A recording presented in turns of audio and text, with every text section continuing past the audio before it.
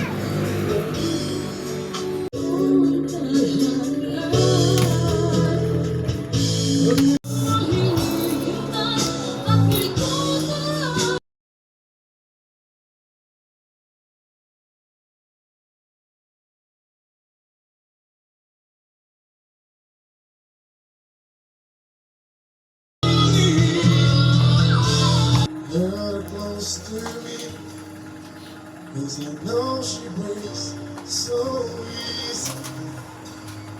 And I said, I don't know that I would try to save her.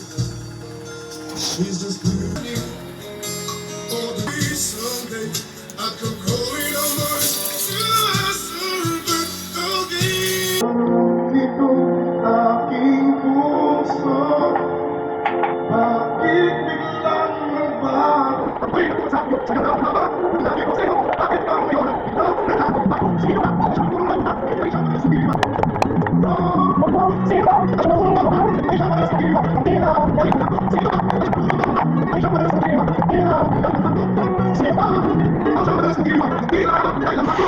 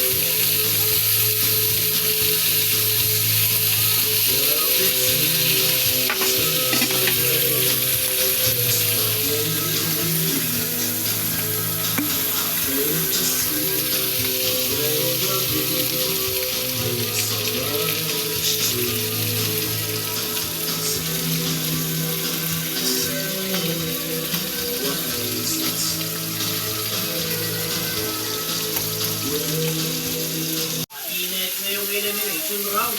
Una sa kanilang listahan ay control sa tempo.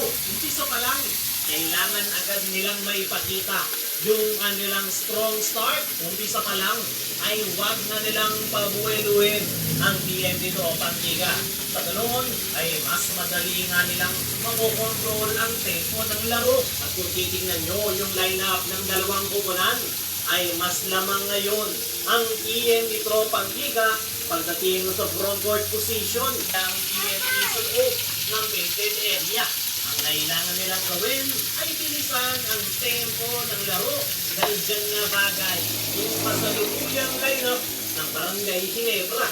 Mas okay kung maglalaro muli Sa starting five, si RJ Abarientos. Dahil nung huling laro nila nung nasa starting five si RJ ay mas bumilis yung takbo ng opensa ng Barangay Ginebra. Kaya naman, isa si RJ Abarientos kontra TNT Pro Pangliga dahil sa kanya nakasalalay ang pagbilis ng tempo ng laro.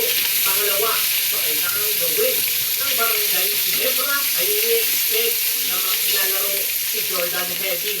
Binabanggit ni Joe Reyes, etong mga nakalipas na interview na hindi nila mamadaliin si Jordan Heading. Pero very obvious na parte niya ng mind game si Joe Reyes. Kaya naman, dapat i-anticipate ng Barangay Ginebra at paghandaan na maglalaro si Jordan Heading. Lalo na importante rin para sa TNT yung laro na yan. Diyan din nakasalalay, hindi hassle, masipag, lalo na sa depensa. Napakaganda na ng pinapakita nito sa mga nakalipas na laro ng Ginebra at naniniwala ko na